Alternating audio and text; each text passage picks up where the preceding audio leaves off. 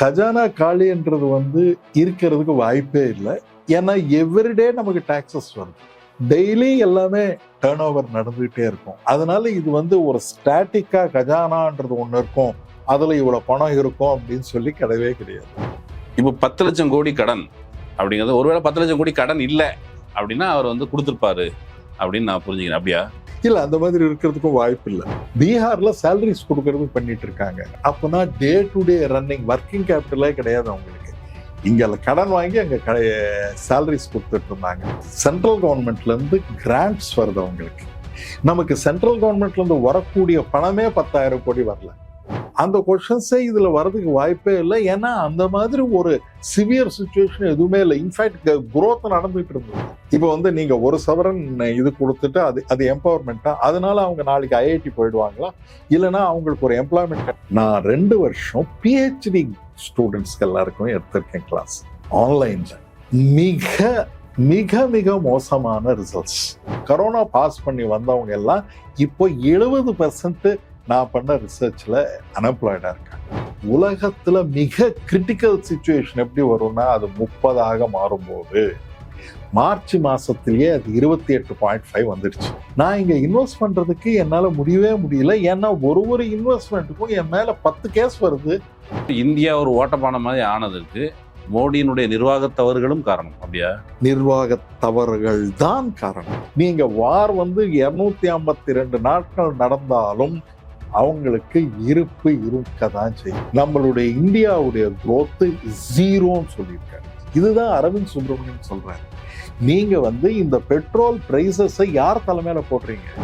மோதிரம்னா ஒரே ஒரு செட்ல மோதிரம் வச்சிருப்பாங்க, ஒரு ஃபியூ இது இருக்கும். இத மாதிரி நடந்தது 1968ல கோல்ட் கண்ட்ரோல் ஆக்ட் கொண்டு வரும்போது. இப்படி நடந்தால் நம்மளுடைய எக்ஸ்போர்ட்ஸ் எல்லாம் சீப் ஆயிடும். அதனால நிறைய பேர் ஃபாரினர்ஸ் வாங்கிக்குவாங்கன்னு சொன்னாங்க. இது ஒரு தப்பான அவங்க யோசிக்க மாட்டாங்க. நம்மளே யோசிக்கிறது இல்லையே. இந்தியன் ஃபைனான்ஸ் மினிஸ்டரே சொல்லியிருக்காங்க, why Indian companies are not investing in இந்தியான்னு கேட்குறாங்க. அரண்சை நண்பர்களுக்கு வணக்கம். அரண்சை ஊடகம் சுயேட்சையாக இயங்குவதற்காகவே உருவாக்கப்பட்டது. நாம் செய்கிற வேலை உண்மையிலேயே மக்களுக்காக செய்கிறோம் என்பதை நீங்கள் நம்பினால், வாய்ப்பு இருந்தால் இந்த ரேசர் பே QR கோடுக்குள்ளே நீங்கள் அதை ஸ்கேன் பண்ணி எங்களுக்கு உங்களால் இயன்றதை விருப்பம் இருந்தால் ஆதரவு தெரிவிக்கலாம். வணக்கம் நண்பர்களே, இது அரண்சை. நான் மகிழ்ந்து நாம் சந்திக்க போகின்ற சிறப்பு விருந்தினர் பொருளாதார பேராசிரியர் டாக்டர் பிரபாகர் அவர்கள். ஐயா வணக்கம். வணக்கங்க ஐயா. ஐயா, தமிழ்நாட்டுக்கு புதிதாக பதவியேற்ற முதலமைச்சர் விஜய் அவர்கள் கஜானா காடி அப்படிங்கிறாரு. அப்புறம் ஏற்கனவே நம்ம ஊரில் இருக்கிற இந்தியாவின் பிரதமர் ரொம்ப நாள் ஆச்சு அவர் பதவியேற்று, ஒரு 3வது முறையாக பதவியேற்று. அவர் இதுவரைக்கும் செஞ்ச சாதனைகள்லாம் எல்லாம் வீணாக போயிடும், வறுமை, கொடிய வறுமை காத்திருக்குது அப்படிங்கிறாரு. முதல்ல அந்த கஜானா காலி, கொடிய வறுமை காத்திருக்குது, ரெண்டும் இன்டர்லிங்க் மாதிரி இருக்குது. முதலமைச்சர் விஜய் சரியாகத்தான் சுட்டி காட்டியிருக்கிறார். மோடிக்கு முன்னாலே சுட்டி காமிச்சிட்டாரு கஜானா காலி. அப்போ நம்ம தமிழ்நாட்டிலையும் ஒரு பிரச்சனை இருக்குது அப்படின்னு புரிஞ்சுக்கலாமா? அப்படிதானா? இல்ல, இந்த கஜானா என்ற ஒரு கான்செப்டே இந்த ராஜாக்கள், இந்த மன்னர்கள் காலத்துல இருக்கிறது. அவர் என்ன பண்ணுவாருன்னா, நிறைய பேர்கிட்ட அக்ரிகல்ச்சர் ப்ரொடியூஸ், பணம் எல்லாத்தையுமே வாங்கி கஜானால வச்சிருப்பாரு. அதனால எப்பாவது ஒரு பிரச்சனை வரும்போது இந்த கஜானால இருந்து எடுத்து கொடுப்பாரு. ஒருவேளை அவரால் முடியலன்னா ரிச்சஸ்ட் பீப்புள் கிட்டேருந்து கடன் வாங்கி அவர் பண்ணுவார். இது த்ரூ அவுட் தி வேர்ல்டு இருக்கிற நடைமுறை இருந்தது. அதுக்கு பதிலாக இந்த மாடர்ன் டேஸ்ல இந்த பணம் இல்லாத போது கவர்மெண்ட்ஸுக்கு பேங்க்ஸ்ல இருந்து பணம் வாங்கிட்டு கொடுத்துருந்தாங்க. இந்த மார்கன் சேஸ் இந்த மாதிரி பேங்க்ஸ்ல இருந்து நம்ம இதுக்கு வரலாம். இப்போ கஜானா காலின்றது இருக்கிறதுக்கு வாய்ப்பே இல்லை. ஏன்னா எவ்ரிடே நமக்கு டாக்ஸஸ் வருது. இப்ப நீங்க இப்ப அந்த பதவியேற்ற நாள் அன்னைக்கு காலையில ஒரு பதவியேற்றார், அந்த குறிப்பிட்ட டைம்ல கஜானா காலியா இருந்திருக்கலாம். மேபி வரி அப்புறம் கொஞ்சம் நேரம் கழிச்சு ஒரு மத்தியானம் ஒரு 12-1 மணிக்கு வந்திருக்கலாம். வரி முழுக்க கஜானா காலியா இருக்கலாம். அப்படிலாம் கிடையாது. அப்படி இருக்காது, அந்த மாதிரி இருக்காது எக்கானமில. இப்ப தமிழ்நாடு எக்கானமில ஜிஎஸ்டிபி அப்படின்னா டொமஸ்டிக் கிராஸ் டொமஸ்டிக் ப்ராடக்ட், உள்நாட்டு உற்பத்தி 40 லட்சம் கோடி. இந்த 40 லட்சம் கோடி எப்படி வருது? டெய்லி டாக்ஸஸ் எல்லாமே கவர்மெண்ட்டுக்கு வந்துகிட்டே இருக்கும், டெய்லி எல்லாமே டேர்ன் ஓவர் நடந்துகிட்டே இருக்கும். அதனால இது ஒரு ஸ்டாட்டிக்கா கஜானான்றது ஒண்ணு இருக்கும், அதுல இவ்வளவு பணம் இருக்கும் அப்படின்னு சொல்லி கிடையவே கிடையாது. இது யாரோ சொன்ன கதையை சொல்லி ஏமாந்துருக்கிறாங்க. கஜானா காலின்றது யாரோ ஒருத்தர் சொல்லியிருக்காங்க. அதை ஒரு புரிதல் இல்லாம அவருக்கு சரியான ஒரு அட்வைசர் இருந்திருந்தால். பட் அது நார்மலான ரெட்டரி, கஜானா காலி ஆயிடுச்சு. ஆனா அவர் அடிஷனலா இன்னொரு 10 லட்சம் கோடி ரூபாய் கடன் வாங்கி வச்சுட்டு போனதுனால நீ ஏற்கனவே இந்த நம்ம இவர் பதவியேற்கிறதுக்கு முன்னாடி, தேர்தலுக்கு முன்னாடியே அவர் சொன்ன அந்த வாக்குறுதிகளை நிறைவேற்றுவதற்கே முதல்ல தனியா கடன் வாங்க வேண்டியது இருக்கும். இருக்கிற கடன் போதாது. அது நீங்க தனியாவே ஒரு ஆய்வு மாதிரி சொல்லியிருந்தீங்க. நீங்க இந்த தங்கத்துல இருந்து அப்புறம் வந்து 2500 ரூபா பெண்களுக்கு கொடுக்கறதுல இருந்து இதுவே எக்ஸ்ட்ரா கடன். இப்போ 10 லட்சம் கோடி கடன் அப்படிங்கிறது, ஒருவேளை 10 லட்சம் கோடி கடன் இல்லை அப்படின்னா அவர் வந்து கொடுத்துருப்பாரு அப்படின்னு நான் புரிஞ்சுக்கிறேன். அப்படியா? இல்ல, அந்த மாதிரி இருக்கிறதுக்கும் வாய்ப்பு இல்லை. ஏன்னா உலகத்துல எந்த நாட்டிலுமே கடன் இல்லாத நாடே கிடையாது. இப்ப வந்து இந்த அமெரிக்காவுக்கும் கடன் இருக்கு. அமெரிக்காவுக்கு $37 trillion கடன் இருக்கு. உலகத்திலேயே லண்டனுக்கும் அதே மாதிரி தான். எல்லா நாடும் கடன், எல்லா நாடு. அமெரிக்காவுல 37 ட்ரில்லியன்.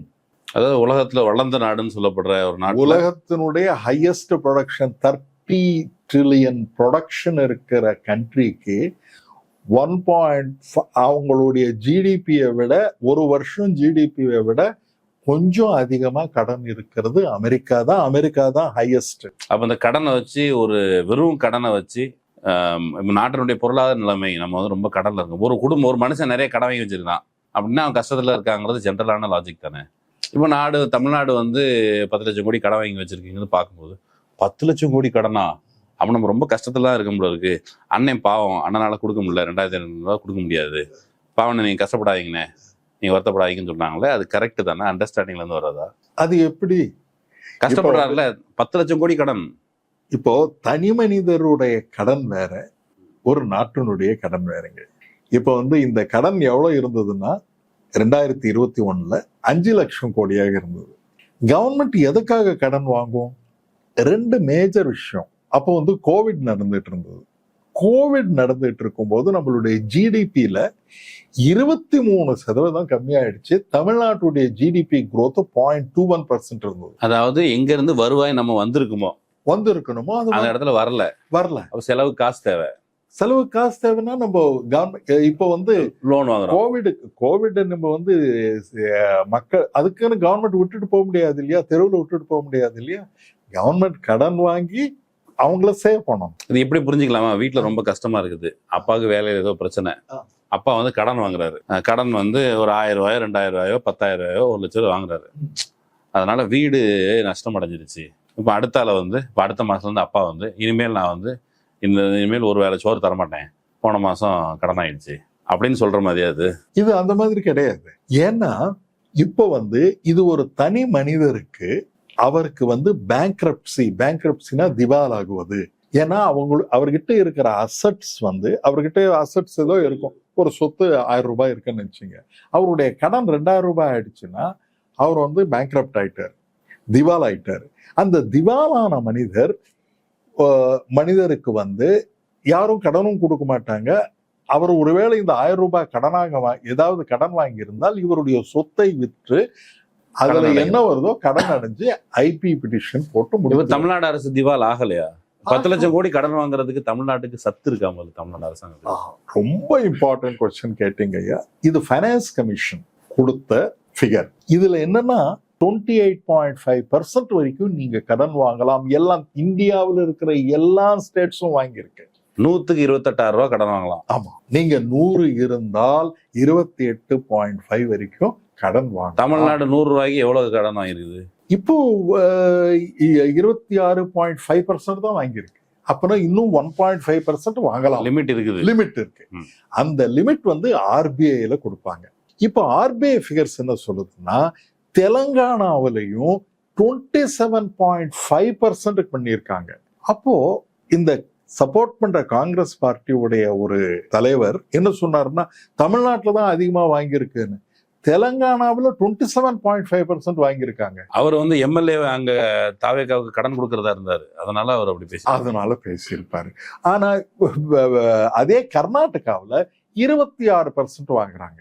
தமிழ்நாடு 0.5% அதிகமா வாங்கியிருக்கு. அதாவது காங்கிரஸ் ஆளுகிற கர்நாடகாவை விட 0.5% எக்ஸ்ட்ரா எக்ஸ்ட்ரா வாங்கி வாங்கி that is also within the limit. Within the limit. Okay, கடன் வாங்கி இப்ப கடன் வந்து 10 லட்சம் கோடி. ஓகே, 10 லட்சம் கோடி கடன் இருக்குது. தமிழ்நாட்டுக்கு ஒரு அசெட் சொல்ல, தமிழ்நாட்டுக்கு மொத்த அசெட் சொல்றதா, அசெட்னா ரொம்ப இன்னும் அதிகமாகும். தமிழ்நாட்டோட மொத்த திறன் என்ன? 10 லட்சம் கோடி கடன் வாங்குறதுக்கு தமிழ்நாட்டுக்கு என்ன திறன் இருக்கு? உனக்கு என்னடா வக்கு இருக்கு அப்படின்னு தமிழ்நாட்டு பார்த்து கேட்டா. ரொம்ப அழகா கேட்டீங்க நீங்க. இது ரொம்ப இன்ட்ரெஸ்டிங்கான பாயிண்ட். இப்ப இந்த 10 லட்சம் கோடி நம்ம சொல்றோம் இல்லையா, இந்த 5 வருஷத்துல 5 லட்சம் கோடி வந்திருந்தது இல்லையா, இதை வச்சு என்ன பண்ணாங்க? அது ரொம்ப இம்பார்ட்டன்ட். சேலரிஸ் கொடுக்கறதுக்கா பண்ணாங்க? பீகார்ல சேலரிஸ் கொடுக்கறதுக்கு பண்ணிட்டு இருக்காங்க. கடன் வாங்கி சேலரிஸ் கொடுத்துட்டு இருந்தாங்க. அப்பனா day to day running working கேபிட்டலே கிடையாது அவங்களுக்கு. இங்க கடன் வாங்கி அங்க சேலரிஸ் கொடுத்துட்டு இருந்தாங்க. பீகார்ல 36%. நீங்க கேட்கலாம் 28.5% இருக்கும்போது 36% எப்படி போகும்னு சொல்லி. சென்ட்ரல் கவர்மெண்ட்ல இருந்து கிராண்ட்ஸ் வருது அவங்களுக்கு. நமக்கு சென்ட்ரல் கவர்மெண்ட்ல இருந்து வரக்கூடிய பணமே 10,000 கோடி வரல, தரமாட்டேன்றாங்க. இப்போ ரொம்ப இம்பார்ட்டன்ட் பாயிண்ட், நீங்க உங்களுக்கு என்ன திறமை இருக்குன்னா, நிதி ஆயோக்ல 18 இம்பார்ட்டன்ட் இது வச்சிருக்காங்க, விதிமுறைகள். இது ஸ்ட்ராட்டஜி, இது சஸ்டெயினபிள் டெவலப்மெண்ட் கோல்ஸ். இந்த ஒரு ஸ்டேட்லயும் எப்படியாப்பட்ட ஹெல்த் இருக்கு, எப்படியாப்பட்ட பாவர்ட்டி இருக்கு, எப்படியாப்பட்ட எஜுகேஷன் இருக்கு, இந்த மாதிரி 8 இடத்துல தமிழ்நாடு நம்பர் 1 இன் இந்தியா. அதாவது திரும்ப நீங்க ப்ரொடியூஸ் பண்ணத்தக்க இப்போ இவன் எப்படி புரிஞ்சுக்கிட்டுமா, வீட்டுல வந்து பிள்ளைகள் படிக்குது, இன்ஜினியரோ டாக்டரோ ஏதோ ஒன்று படிக்குது. இப்போ இந்த பிள்ளைகள் வந்து வேலைக்கு போய் சம்பாதிச்சு கொடுத்துரும். இப்போதைக்கு கடன் வாங்கிடுறாங்க, புள்ள வந்து அடைச்சிரும். அதே லாஜிக்ல தமிழ்நாட்டில் இருக்கிற மனித வளம் கடன் வாங்கினாலும் திரும்ப அடைக்கிற அளவுக்கு திறனோட உருவாக்கி வச்சிருக்காங்க. அதனாலதான் உங்களுக்கு டபுள் டிஜிட் growth. போன 11%, 10.85. இது எல்லாமே கரெக்டா. இந்த 10.85ன்றது இன்னொரு 3 மாசத்துல ரிவைஸ்ட் எஸ்டிமேட்ஸ்ல வந்துடும். டபுள் டிஜிட் growth இருக்கிற ஒரே ஒரு ஸ்டேட் இந்தியாவிலேயே தமிழ்நாடாக வந்தது. எப்படி வந்தது? இப்ப இந்த டபுள் டிஜிட் 2 மாசத்துல ரிவைஸ் ஆகும், இன்னும் அதிகமாகும். அது ரஃபா எஸ்டிமேட் பண்ணது 10.87. ஏன்னா வந்து அப்போ ஏப்ரல் மாசத்துக்கு வந்து maybe it may go to 11 அப்பவே டபுள் டிஜிட். இப்பவே கேட்டு வச்சிருக்கேன், டபுள் டிஜிட் ஷோர். 2 மாசம் கழிச்சு விஜய் தான் முதலமைச்சரா இருக்கிறாரு, என்னாலதான் வந்துச்சுன்னு சொல்ல முடியுமா? கிளைம் பண்ண முடியுமா? எப்படி பண்ண முடியும்? பண்ணுவாங்களே. இப்ப சோசியல் மீடியா இருக்குது, ட்விட்டர் இருக்கு, இன்ஸ்டாகிராம் இருக்கு. எங்க தலைவர் வந்தோடனே 2 இலக்கத்துல வந்துருச்சுன்னு சொல்ல முடியாதா? அது எப்படி சொல்ல முடியும்? அது ஆல்ரெடி முடிஞ்சிடுச்சு. ஐயா, நீங்க பழைய ஜெனரேஷன்ல இருக்கீங்க, அதெல்லாம் ஈஸியா சொல்லுவாங்க. டபுள் டிஜிட் இது போட்டா டபுள் டிஜிட் கிடையாது. ஏன்னா அந்த டபுள் டிஜிட் வர்றதுக்கு மிக கடினமான உழைப்பு போட்டிருக்காங்க. அது வந்து அந்த அளவுக்கு ஈஸியா வராது. மகாராஷ்டிரா இருக்கு 7.5%, தெலங்கானா இருக்கு 8.5%. எல்லா ஸ்டேட்ஸும் பாத்தீங்கன்னா யாருமே டபுள் டிஜிட்டை தாண்டவே இல்லையே. இந்தியா ஒரு நாடு தானே. ஆனால் competition is not between states but between cities என்றது சொல்றாங்க. இந்த மனித வளம் எப்படி இருக்கு? நம்பர் 2, எந்த அளவுக்கு என்வாயன்மெண்ட் பர்ஃபெக்டா இருக்கு. என்வாயன்மெண்ட் வந்து இங்க less than 200 parts per million ppm. டெல்லியில வந்து 1000 parts per million, 800 வரைக்கும் போயிருந்தது. மூச்சு விடுறதுக்கே திணறணும். அதே மாதிரி நீங்க தமிழ்நாட்டில இருந்து ட்ரெயின் போய் டெல்லிக்கு போனா அவனுடைய ஆயுள் வந்து 11 years கம்மி ஆகும். தமிழ்நாட்டுல வந்து 73.5. இப்போ ட்ரெயின் ஏறி, தமிழ்நாட்டுல இருந்து ட்ரெயின் ஏறி நீங்க உத்தரப்பிரதேஷ் போனீங்கன்னா உங்களுடைய லைஃப் 66 years ஆக இருக்கும்.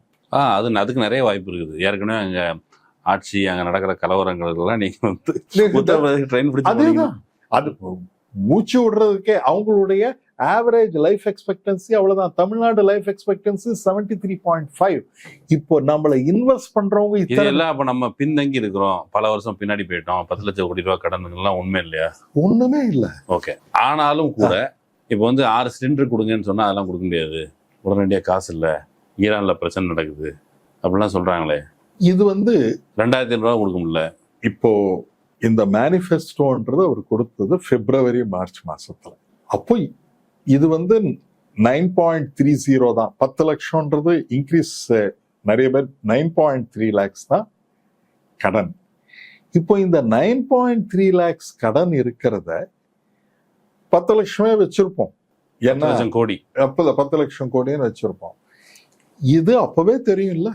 இப்போ இந்த ஒயிட் பேப்பர்ன்றது எப்ப கொடுப்பாங்கன்னா, ஒரு பெரிய பேரிடர், இப்போ கோவிட் மாதிரி வந்தது. நம்பர் 2, ஒரு எக்கனாமிக் பேங்க்ஸ் எல்லாமே திவால் ஆயிடுச்சு. இந்த மாதிரி இருக்கும்போது அப்போ கொடுப்பாங்க ஒயிட் பேப்பர். ஏன்னா என்ன நடந்ததுன்னு தெரியாம இருக்கிறதுக்கு. ஒயிட் பேப்பர்னா என்னங்க? இந்த மாதிரி A4 சீட்டு ஒயிட் பேப்பர் அந்த மாதிரியா? என்ன ஒயிட் பேப்பர்னா என்ன? இந்த ஒயிட் பேப்பர் ரொம்ப இது கவர்மெண்ட் எக்ஸ்பெண்டிச்சர்ல. எதுக்கு ஒயிட் பேப்பர்னு பேர் இருந்துச்சு? இப்போ ஒயிட் பேப்பர்னு எப்படி வந்ததுன்னா, இப்போ we do not know what is happening. இப்போ ஒரு ஜனங்களுக்கு தெரியாது கோவிட் வந்திருந்தது, என்ன எக்ஸ்பெண்டிச்சர் பண்ணீங்க, என்ன கடன் வாங்கினீங்க, என்ன ஆச்சு அப்படின்னு சொல்லி ஒண்ணுமே தெரியாத போது ஒயிட் பேப்பர்னு ஒண்ணு, ஒரு கிளியர் ஷீட், இதுதான் எதுன்னு சொல்லி கொடுக்கறது தான். எந்த விதமான மிஸ்மேட்ச் இல்லாம கிளியரா விளக்குறது தான். கிளியரா விளக்குறது தான். ஏன்னா மக்களுக்கு நிறைய கொஸ்டின்ஸ் இருக்கு.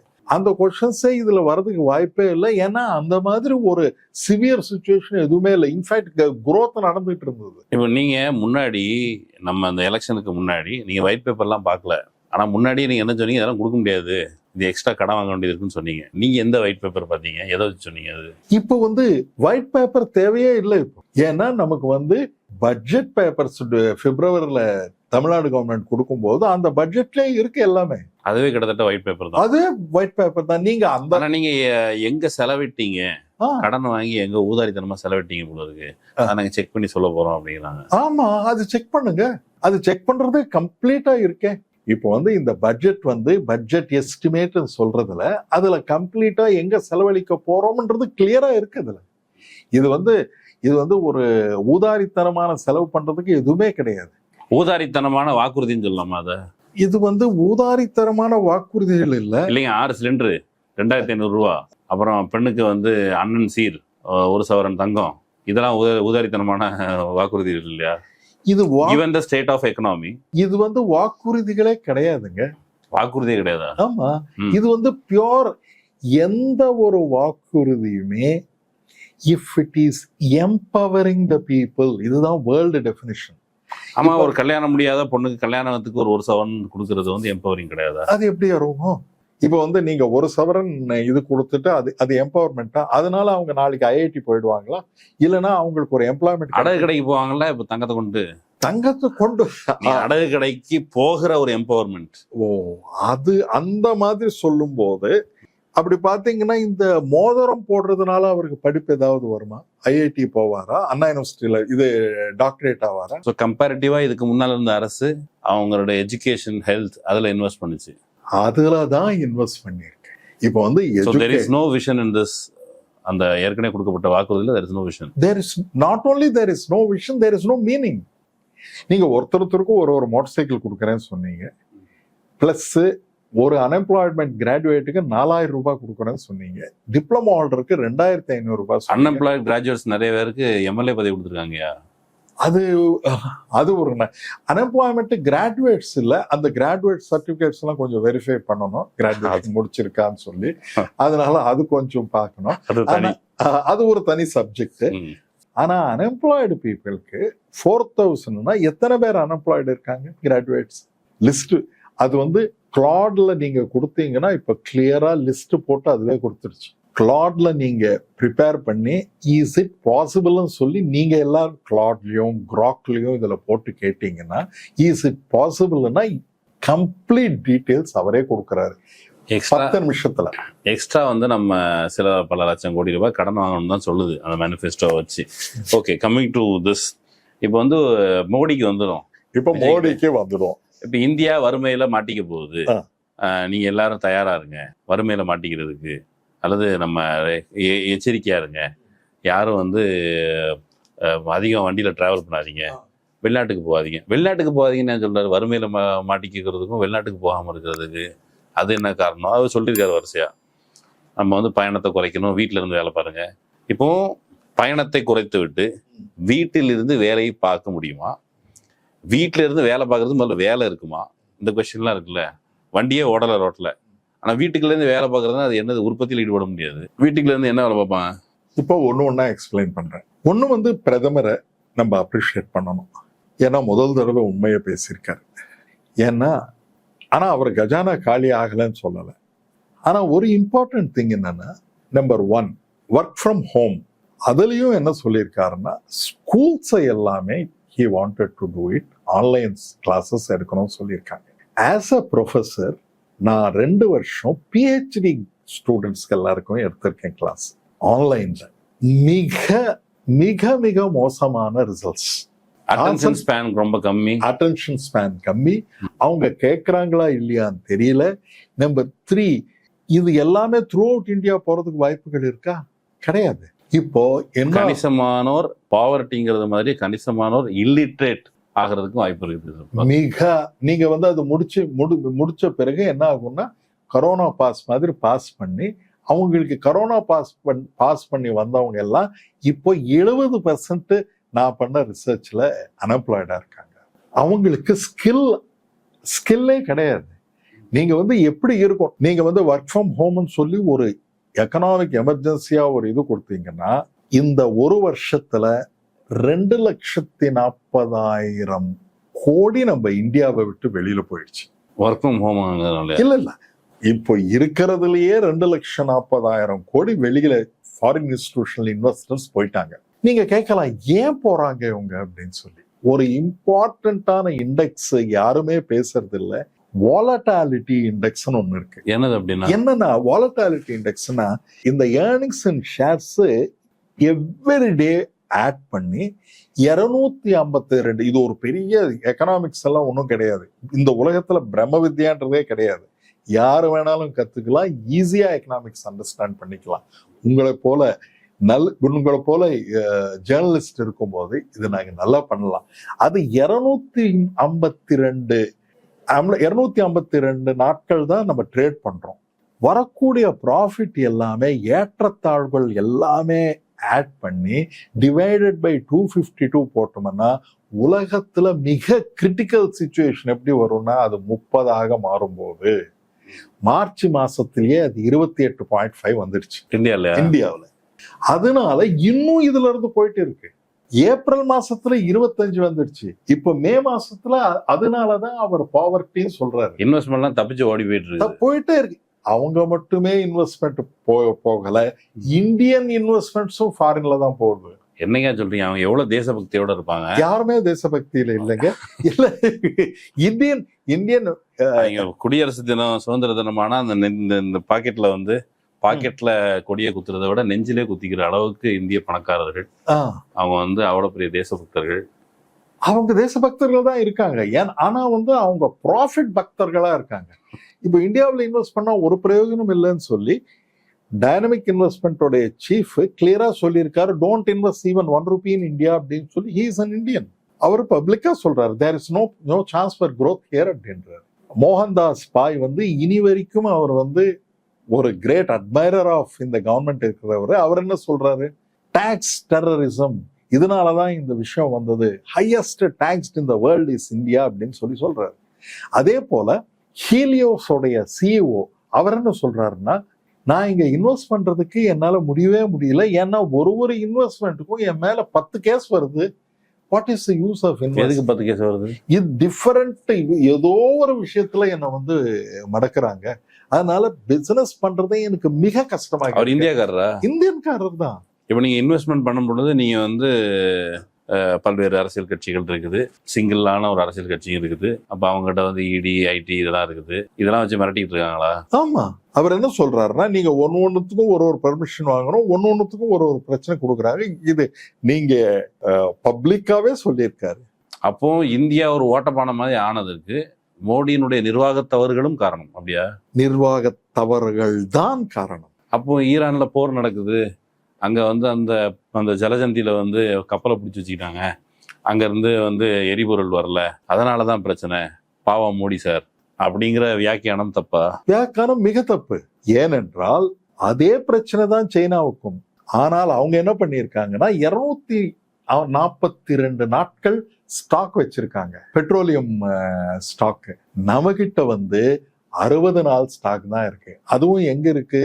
இந்த சுத்திகரிக்கும் ஆலயங்கள் தான் இருக்கே தவிர ரிஃபைனரிஸ்ல கிட்டத்தட்ட 30% வந்து யார்கிட்ட இவங்க அதானி வகைரா கிட்ட எவ்வளவு வச்சிருக்காங்க? எல்லாருமா சேர்த்து நம்ம ஹிந்துஸ்தான் பெட்ரோலியம் இவங்க எல்லாரும் கவர்மெண்ட் இன்ஸ்டிடியூஷன் அது எல்லாமே சேர்த்து நம்ம கிட்ட 60 நாள் ஸ்டாக் தான் இருக்கு. அந்த ஸ்டாக்கை நம்ம எப்பவுமே கணக்குல எடுக்கக்கூடாது. இதை தவிர ஸ்ட்ராட்டஜிக் ரிசோர்சஸ் வெளியில டெவலப் பண்ணணும். America self sufficient. அவங்க இப்போ பெட்ரோலே உங்களுக்கு கிடையாதுன்னு சொல்லிட்டாங்கன்னா அமெரிக்காவுக்கு ஒரு பிரச்சனையும் கிடையாது. அவங்க net exporter, import export net exporter. அவங்க வந்து அவங்களே இந்தியாவுடைய கன்சம்ஷனை 18 மடங்கு வச்சிருக்காங்க அவங்க. சைனா அமெரிக்கா பிளஸ் இந்தியா அந்த அளவுக்கு பிளஸ் அவங்களுடைய ஓன் கன்சம்ஷன் சேர்த்து 252 நாட்கள் வச்சிருக்காங்க.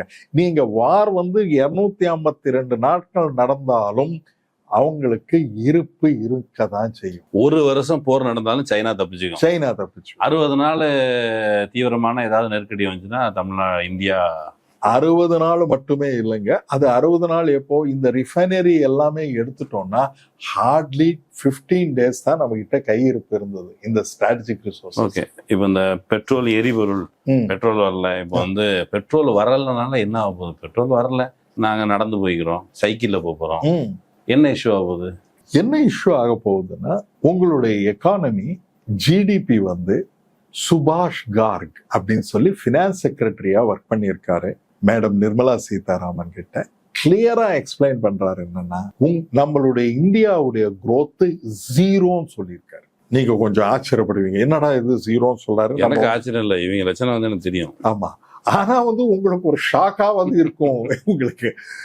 ஏன்னா நம்ம வந்து நாமினல் ஜிடிபி, இப்ப வந்து நீங்க ஒரு எக்கானமிஸ்டா இருக்கும்போது நீங்க உங்களை பிரைசஸ் எல்லாமே கால்குலேட் பண்ணி கொண்டு வாங்க அப்படின்னு சொன்னா இது எகைன் பிரம்ம வித்யா கிடையாது. நீங்க இங்க உட்கார்ந்து கிளாட வச்சுக்கிட்டு எங்கெங்க எல்லாமே இப்போ கோயம்பேடு மார்க்கெட்ல பிரைசஸ் இந்த மாதிரி நிறைய மார்க்கெட்ல பிரைசஸ் எல்லாமே அக்ரிகேட் பண்ணி எவ்வளவு மார்க்கெட்ல அக்ரிகேட் பிரைசஸ் ஆகுதுன்னு சொல்லி நீங்க கால்குலேட் பண்ணி வச்சிருந்தீங்கன்னா டெஃபினட்டா இது வந்து நாமினல் ஜிடிபின்னு சொல்லுவாங்க. நாமினல்னா இது வந்து இன்ஃப்ளேஷன் இல்லாதது. போன வருஷம் வந்து 1 கிலோ சுகர் வந்து 100 ரூபாய் இருந்ததுன்னு வச்சுங்க. இந்த வருஷம் 1 கிலோ சுகர் வந்து 110 ரூபாய் ஆயிடுச்சுன்னா 10 ரூபாய் இன்ஃப்ளேஷன். நம்ம வந்து வெறும் சுகர் தான் மேனுஃபேக்சர் பண்றோம் அப்படின்னா 10 ரூபாய் இன்ஃப்ளேஷனாக வந்துடுச்சு. சுகர்ல எந்த மாறல, 1 கிலோ சுகர் தான், 1 கிலோ சுகர் தான், அப்போ 1 கிலோ சுகர் தான். ஆனா பிரைஸ் மட்டும் மாறி இருக்கு 10%. அதனால நம்ம என்ன பண்ணுவோம், அந்த 10% நம்ம அதுல இருந்து கழிச்சிட்டு growth கிடையாது. நீங்க போன தடவை 1 கிலோ சுகர் மேனுஃபேக்சர் பண்றீங்க, இப்போ கூட 1 கிலோ சுகர் தான் மேனுஃபேக்சர் பண்றீங்க, உங்களுக்கு 0 growth சொல்லுவாங்க. இப்போ இந்த நாமினல் growthல இருந்து நம்மளுடைய இன்ஃப்ளேஷன் வெளியில எடுத்துட்டோம்னா நம்மளுடைய நாமினல் growth வந்து ஓன்லி 9%. Nominal growth 9%. இன்ஃப்ளேஷன் 2.5% சொல்லி லாஸ்ட் இயர் சொல்லியிருந்தாங்க. 2% போயிடுச்சுன்னா 7% இல்லை, 7% இஸ் த growth. இப்போ உலக நாடுகள்ல கம்பேர் பண்ணும்போது இந்த நம்மளுடைய ரூபி 12% டாலர் இந்த ஒரு வருஷத்துல 12% லெஸ் ஆயிருக்கு. அப்போனா 9 - 2 9% -2% போனா 7%ல டாலர் வேல்யூ லாஸ் வந்து 12%னா growth என்ன இருக்கு? டாலர் வேல்யூல growth கிடையாது, 0 growthன்னு ஒரு எக்கனாமிக் பவர்ஃபுல் ஆர்குமெண்ட் வைக்கிறாரு. ஓகே, வளர்ச்சி இல்லை, 0, இது புரியுது.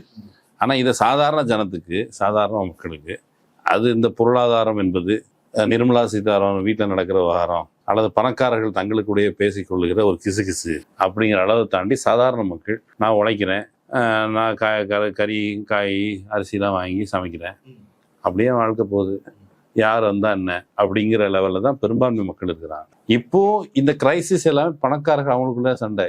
ஏழைகளுக்கு என்ன பாதிப்பு வரும்? ஏழைகளுக்கு மிக அதிகமான பாதிப்பு வரும். இதுதான் அரவிந்த் சுப்பிரமணியன் சொல்றாரு. நீங்க வந்து இந்த பெட்ரோல் பிரைசஸை யார் தலைமையில போடுறீங்க? யார் தலைமையில போடுறீங்கன்னா 78% of Indians get less then 15,000 rupees per month. 78%. மிச்சம் இருக்கு 95%, பிலோ 95%. அந்த மிச்சம் இருக்கிற ஒரு 20%, 22% 25,000 ரூபாயில தான் இருக்காங்க. 5% ஆஃப் தி பீப்புள் தான் 65% ஆஃப் தி எக்கானமியை கண்ட்ரோல் பண்றாங்க. அந்த 5%க்கு எது நீங்க 5,000 ரூபாய் சிலிண்டர் வாங்கினாலும் அவங்களுக்கு பிரச்சனை கிடையாது. ஆனா இவங்களுக்கு எல்லாருக்குமே பிரைசஸ் இப்ப வந்து ஹோல்சேல் பிரைஸ் இண்டெக்ஸ் ஏப்ரல் மாசத்துல 8% இன்க்ரீஸ் ஆயிருக்கு. இப்போ இந்த மாசம் ஹோல்சேல் பிரைஸ் இண்டெக்ஸ் டெஃபினட்டா என்னுடைய கணக்குப்படி 18% இன்ஃபிளேஷன். எனக்கு இதுல வச்சு எக்ஸ்பிளைன் பண்ணுங்க. ஒரு சமையலறை ஒரு குறைஞ்ச செலவுல ஒரு சாம்பார் வைக்கணும். எனக்கு அதுல பிரச்சனை வருமா? நான் ஒரு ரசம் வச்சு சாப்பிட்டு கூழோ கஞ்சியோ குடிச்சிட்டு இருக்க போறேங்கிற மாதிரி சொல்றாங்கல்ல. நான் ஒரு ரசம் வச்சு நான் பொழைச்சிப்பேன், என் பிள்ளைகளை பார்த்துப்பேன், கொஞ்சோண்டு சாதத்தை ஆக்கிட்டு ரசம் தண்ணி கொஞ்சோண்டு புளியை கரைச்சி ஊற்றிட்டு இருந்துக்க முடியும் அப்படின்னு சொன்னாலோ, ஒரு சாம்பார் வச்சு பொழைச்சிக்க முடியும்னு சொன்னாலோ, இந்த கிரைசிஸை நம்ம தாண்டிடலாம். இல்ல, தாண்ட முடியாதுங்க. சாம்பார் வச்சும் பொழைக்க முடியாதா? நீங்க சாம்பார் வச்சு பொழைக்கிறதுனால என்ன ஆகும்னா உங்களுக்கு நியூட்ரிஷன் லெவல் மிக கம்மியாயிடும். அது அந்த பக்கம். ஆனா உயிரும் சாம்பார் வைக்கிறதுக்காக முடியுமான்னு கேக்குறேன். முடியறதுக்கு வாய்ப்புகள் கம்மிங்க. சாம்பார் வச்சுக்கிறது, சாம்பாரும் ரைஸும் வச்சுக்கிறது. ரைஸ் ஒருவேளை ரேஷன்ல வாங்கலாமா, வெளியில ரைஸ் வாங்கினா அதுவும் பிரச்சனைன்றதுதான் அவர் சொல்றாரு. சிவியர் பாவர்ட்டி வரும் அப்படின்னு சொல்றாரு. அரிசி கூட வாங்க முடியாதா? அரிசி 80 லட்சம் பேருக்கு ஃப்ரீ ரைஸ் கொடுத்துட்டு இருக்கோம். ஆனால் இந்த 3 மாசத்துல பயங்கர வறட்சி வர்றதுக்கு வாய்ப்புகள் இருக்கு. எல் நினோனால மழை பெய்யாது. ரைட்டு. அதே போல உரங்கள் கிடையாது. ஏன் உரங்கள் இப்ப நம்ம இம்போர்ட் வந்து அங்கிருந்து தான் வருது, ஈரான்ல இருந்து வருது. இந்த இம்போர்ட் எல்லாமே வர, எஸ்பெஷலி யூரியா வரலன்னா நம்மளுடைய ஃபார்மர்ஸ் யூரியாவுக்கு பழகிட்டாங்க. சடனா அவங்க 50% ரெடியூஸ் பண்ண சொன்னா என்ன பண்ணுவாங்க? இல்லைங்க, அந்த மாட்டு சாணியை வச்செல்லாம் பழைக்க முடியாது. நம்ம இந்த எப்படி அப்படிதான் பண்ணி ஸ்ரீலங்காவில் என்ன பண்ணாங்கன்னா, நீங்க வந்து உரங்கள் வரலனால நீங்க வந்து நேச்சுரல் ஃபார்முக்கு போங்கன்னு சொன்னாங்க. 10% ப்ரொடக்ஷன் வந்தது. 100 கிலோ வர வேண்டிய இடத்துல 10 தான் வரும். அதனால உங்களால அது பண்ணவே முடியாது. மாட்டு சாணி காப்பாத்து. மாட்டு சாணியோ இந்த நேச்சுரல் இதுவா நீங்க மாத்தணும்னா 5 வருஷம் நீங்க அதை அப்படியே விட்டுட்டு அதை வந்து கிளியர் பண்ணாதான் நீங்க உங்களுக்கு நேச்சுரலா ஃபுட் வரும். அடுத்த இதுக்கு transformation it is going to take time, long time. இப்போ வந்து சாம்பார் வச்சு பிழைக்க கூட முடியாது. இது ஒரு பிரச்சனை. இப்போ இதுல ஒரு கிரைசிஸ்ல நம்ம இருக்கிறோம், அது புரியுது. இந்த கிரைசிஸ்ல இருந்து தப்பிப்பதற்கு அல்லது குறைந்தபட்சம் தற்காத்துக் கொள்வதற்கு இடைக்காலமாக அப்படின்னா மக்கள் என்னென்ன செய்யணும்? ஒண்ணு, கோல்டு வாங்கதை நிறுத்த வேண்டும் அவர் சொல்லியிருக்காரு. ஏன் இது கோல்டு வாங்கக்கூடாது? நல்ல, நீங்க அது முன்னாலே கேட்டீங்க, நான் சொல்ல மறந்துட்டேன் உங்களுக்கு. நம்ம வந்து 800 டன்ஸ் கோல்டு நம்ம இம்போர்ட் பண்ணிட்டு இருக்கோம் எவ்ரி இயர். நம்ம கிட்ட வந்து மைன் பண்றது 2 டன் தான் மைன் பண்றோம். ஆனா 800 டன்ஸ் இம்போர்ட் பண்ணிட்டு இருக்கோம். இது உலகத்திலேயே ஹையஸ்ட். ஏன்னா உலகத்துல யாருமே பேங்க்ஸ் தான் இம்போர்ட் பண்ணுவாங்களே தவிர இந்த ஆபரண தங்கத்துல இம்போர்ட் பண்ண மாட்டாங்க. நமக்கு ஆபரண தங்கம் மட்டுமே இல்லாம இது ஒரு இன்வெஸ்ட்மெண்ட்டாக கூட பாக்குறாங்க நம்ம இந்தியாவில். நமக்கு வந்து வீடு இருக்கு, ஒரு 100 சவரன் கோல்டு இருக்கு என்ற மாதிரி ஒரு இன்வெஸ்ட்மெண்ட்டா பாக்குறதுனால பிரச்சனையா இருக்கு. அதனால கோல்டு வாங்குவது. நம்பர் 2 வந்து ஃபாரின் டிராவல் போக வேணாம் அப்படின்னு சொல்லியிருக்காரு. நீங்க ஃபாரின் டிராவல் போக வேணாம் சொல்றதுக்கு காரணம் என்னன்னா, நிறைய நம்ம போய் அங்க செலவழிப்போம், காசு அங்க போயிடும். அது மட்டுமே இல்லை, இந்த ஏர் டிராவல் பிரைசஸ் மிக அதிகமாக இன்க்ரீஸ் ஆயிடுச்சு. அதனால இப்போ வந்து நிறைய ஏர்லைன்ஸ் கேன்சலும் பண்ணிட்டாங்க. இப்போ நீங்க கேட்ட ஒரு இம்பார்ட்டன்ட் கேள்வி என்னன்னா, அந்த கோல்டு வாங்க வேணாம்னு சொல்லி கண்ட்ரோல் கொண்டு வந்தாங்கன்னா, இப்போ இந்த கடைகள் எல்லாம் இருக்கு இல்லையா, கல்யாண் ஜுவல்லர்ஸ், இதெல்லாம் கடையெல்லாம் இருக்கு. இவங்க எல்லாருமே கோல்டு இம்போர்ட் பண்ணுவாங்க. அவங்க அதுதான் நகையாக செய்வாங்க. அவங்க கடையில் இப்போ நீங்க போனீங்கன்னா அப்படியே ஃபுல்லா கோல்டு இருக்கு இல்லையா, அந்த மாதிரி இருக்காது. மோதிரம்னா ஒரே ஒரு செட்ல மோதிரம் வச்சிருப்பாங்க, ஒரு ஃபியூ இது இருக்கும். இத மாதிரி நடந்தது 1968 கோல்டு கண்ட்ரோல் ஆக்ட் கொண்டு வரும்போது. ஆமா, அதுக்கு பிறகு திறந்து விட்டாங்கல்ல, அது பக்கம் திறந்து விட்டாங்க.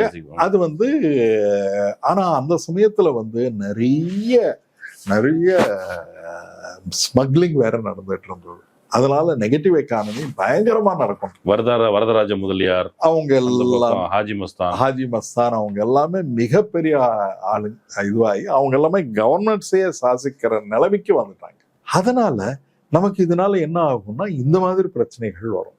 இப்போ டிராவல் பண்ண, அதனால பெட்ரோல் சேவிக்கிறதுக்காக நம்ம வந்து ஒர்க் ஃப்ரம் ஹோமு, ஸ்கூல்ஸுக்கு போக வேணாம்னு சொல்றது, ஸ்கூல்ஸுக்கு போகாம இருக்கிறதுனால சைக்கலாஜிக்கலா மிக பாதிக்கப்பட்டாங்க குழந்தைகள் டூரிங் கோவிட்.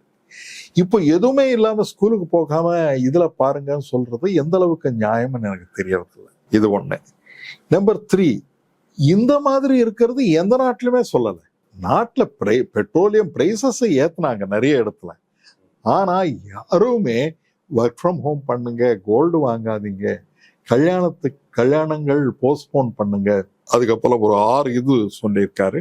அது எல்லாமே இனிமேல் மோடிக்கு ஓட்டு போடாதீங்கன்னு சொல்ல இல்ல, அவர் அதனாலதான் ஓட்டு போட்டாச்சு எல்லாருமே. இனிமேல இமீடியட்டா எலெக்ஷன் எதுவுமே கிடையாது.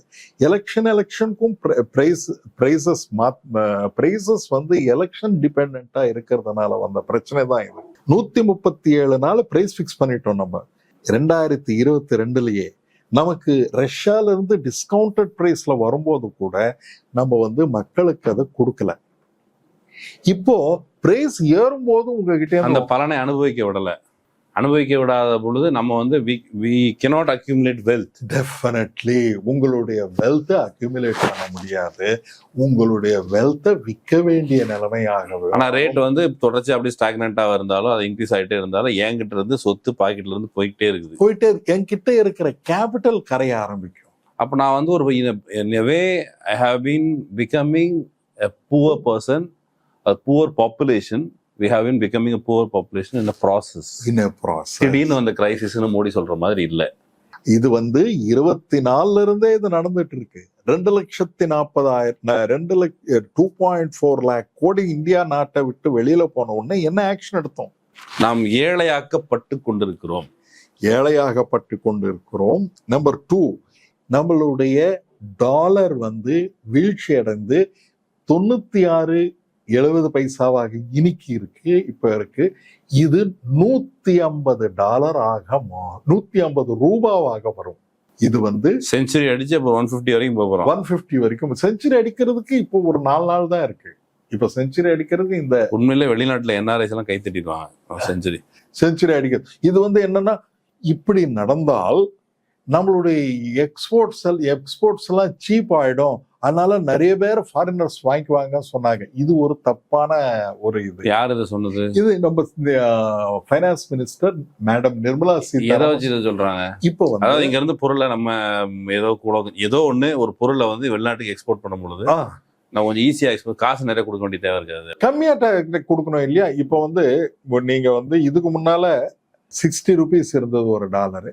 இப்போ வந்து 90 rupees ஆயிடுச்சுன்னா ஒரு டாலர் 60.60 cents கொடுத்தாலே அது வாங்கிக்கலாம் இல்லையா? ஃபாரினருக்கு சீப் ஆயிடும் இல்லையா? அவங்க டாலர்ஸ்ல தானே கொண்டு வருவாங்க. அவங்களுக்கு சீப், நமக்கு அப்போ நம்ம விற்கலாம் நிறைய. நமக்கு வந்து வித்துக்கும் போது நம்மளுடைய எக்ஸ்போர்ட் கூடும் அப்படின்னு சொல்றாங்க. இது ஒரு தப்பான பாரடாக்ஸ். என்னாச்சுன்னா 2010 இருந்து 2026 வரைக்கும் 2010 வரைக்கும் நம்மளுடைய டாலர் வந்து 80% வீழ்ச்சி அடைந்திருக்கு. அப்போ 2010 நம்மளுடைய எக்ஸ்போர்ட்ஸ் 25% இருந்தது, இப்போ 21% ஆயிருக்கு. சரி விடுங்க. டாலர் கணக்கு இந்த விவகாரம்லாம் சாதாரணமா நம்ம வந்து கோயிலுக்கு போய் ஏதாவது சாமி டாலரை போட்டு அதை சரி கட்டிடலாங்கிற நம்பிக்கையோடு 70 விழுக்காடு மக்கள் இருக்கிற நாட்டில் இந்த டாலர் பிரச்சனைகள் வந்து என்னைக்கு இது சர்ச்சையாகும் ஒரு முக்கியமான இஷ்யூவாக மாறுதுன்னு தெரியல. எனக்கு இப்போ தெரிஞ்சுக்க வேண்டியது, சைனா இவன் இந்தியா பிரச்சனைக்கு உள்ளாகுது. சைனா பொருள்லாம் இங்கே விற்கிறாங்க, சைனா பொருட்கள் இங்கே வருது, சைனாவுடைய இண்டஸ்ட்ரீஸ் இருக்குது, அல்லது இதர நாடுகளோட இண்டஸ்ட்ரீஸ் இருக்குது. இப்போ இந்தியா மாதிரியான ஒரு நாடு கிரைசிஸில் போனால் அவங்களுக்கு நட்டம், அது லாபத்தில் கூட நட்டமாக இருக்கட்டும், ஆனால் அவங்களுக்கு நட்டம் ஆகும். நமக்கு வந்து ஒரு பகுதி காசு நட்டம் ஆகுதுன்னா அவன் இங்கே நம்ம வியாபாரம் பண்ண முடியாது காரணம் அவனுக்கு நஷ்டமாகும். இப்படி பல நாடுகளும் கூட கஷ்டப்படும். அப்போ இந்த கஷ்டத்தை நம்ம நினச்சிக்கிட்டு இருக்கோம்.